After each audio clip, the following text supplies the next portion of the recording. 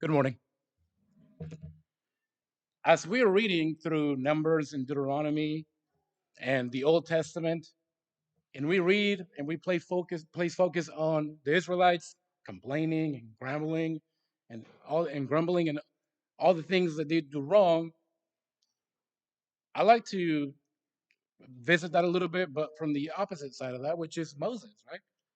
Moses comes from a royal family, from the royal palace, and he had to sacrifice a lot to be the leader of the Israelites. Can you imagine the life that Moses would have had, like just being in Pharaoh's palace and just living life easily? And then one day he just gets called by God, and hey, by the way, you're going to lead these people, you're going to lead them to the promised land. And now you're going to lead with the stubborn people, stiff necked people that are always going to complain about food, about water, about, oh, we're going there. Don't take us there. We're going to die over there, right? The sacrifice that Moses had to make just for the people that he was leading, just for them to get to the promised land. Ultimately, as we are reading now, like we know Moses is also not going to get there. So these sacrifices that Moses made, do you think they were in vain? Let me go to somewhere else. What about soldiers?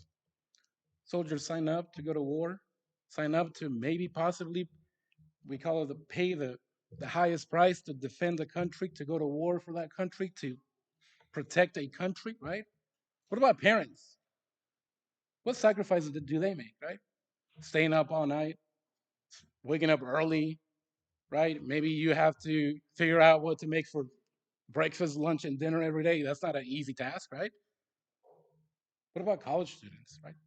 I used to be a college student once, right? You make sacrifices by staying up all night. If you if you make not good choices, right? And you stay up all night and then you have to take a test on 30 minutes of sleep. But we make those sacrifices because we believe that in the end is going to be a better outcome. Moses believed that in the end, going to the promised land was going to be the better outcome. Parents, right? You believe you make those sacrifices because you want your kid to have the better outcome. And college students and soldiers, the same. Now, think about the sacrifice that we're just going to think about right now, which is Jesus, right? What did Jesus do for us?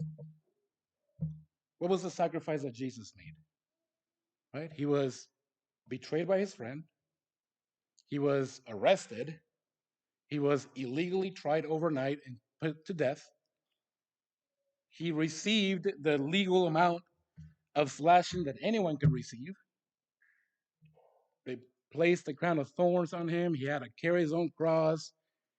He had to be crucified. Death by crucifixion is you asphyxiate, you can't breathe after a couple hours, and then he experienced death. Just like Moses didn't have to do that, didn't have to give up his place at the royal palace, Jesus didn't have to do that either. Jesus had a place in heaven forever, and he decided to come down and suffer that sacrifice. Because why?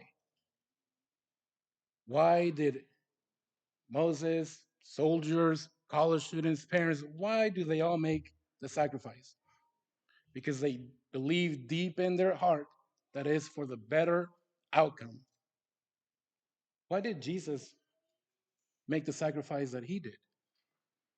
Is it because he wanted it all? Uh, he wanted us all to have forgiveness of sins, or is it because he wanted us to have an opportunity to have fellowship with him, or maybe it's because he wanted us to have a reminder that we sin and we need forgiveness, or maybe perhaps for us to have a dedicated time to remember the sacrifice that he made, or maybe it's just maybe it's all of the above. So this time, as we partake of the Lord's Supper, just remember that Jesus made that ultimate sacrifice for us to be gathered here together and proclaim his death and remember sacrifice.